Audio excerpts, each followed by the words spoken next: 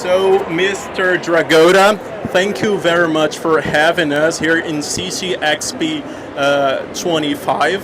Thank you. I know you had some trouble about the flight. How was to, in the first day one in Brazil, attending the fans here?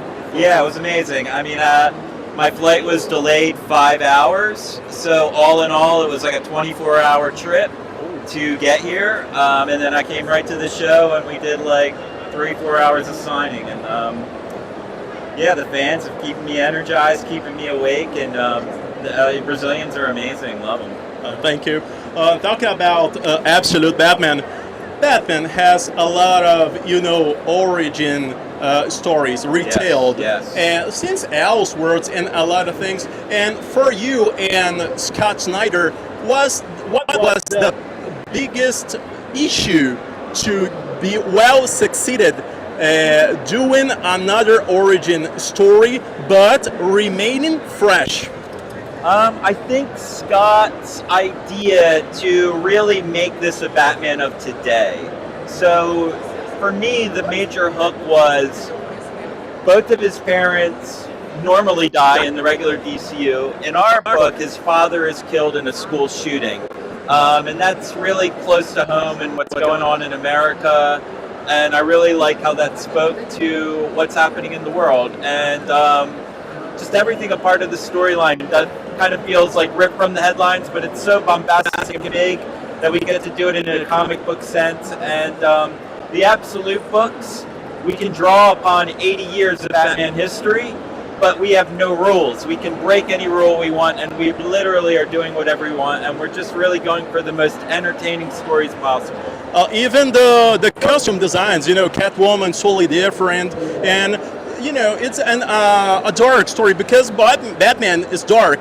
Yeah. The guy responsible for the colors is Frank Martin, a local. Yeah. And how is the things going between this symbiosis between your art and his colors? Oh, I mean, Frank's my partner. He's my artistic partner. We've been working together for close to 15 years. We did a 7-year run on a book called East of West at Image before Batman. And when I got the call for Batman, I mean, I told DC I have to have Frank Martin. I think like colorists are the new inkers for what was to pencilers maybe a decade or 20 years ago. And most artists now pencil and ink their own work, and the coloring is the finishes. And I think Frank Martin is arguably the best colorist in the world. I mean, I think São Paulo, Brazil, gave birth to one of the best colorists in the world for comic books. He's more than just a colorist. He's a true artist, and my work, he elevates everything I do. Nice. And once Steve Olive, another colorist, told me that he considers colors a silent soundtrack for comics. Oh, absolutely. And I think that's what Frank really does best. Not only is he amazing at the separations and the rendering and the things fans really get into, look how he painted that muscle, but what they don't really see is Frank's color choices and how he's telling a story and how he's changing the mood, how he can slow down the read, speed it up,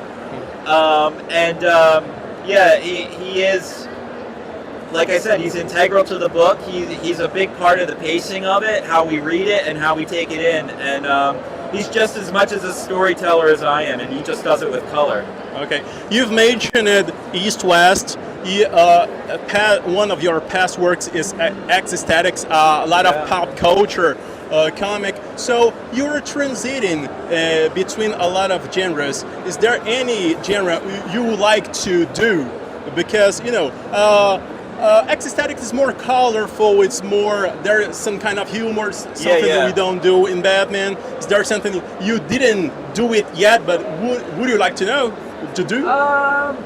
I kind of feel like I've done it all, but I'm thinking right now maybe a true Western without the science fiction elements like we did in East West. So like maybe a Western or even a romance comic could be cool. It all comes down to story. I just want to serve the story, so I like drawing it all. Okay, thanks. Thank you very much, Mr. Dragotta. Thank you. Thanks. Thank you.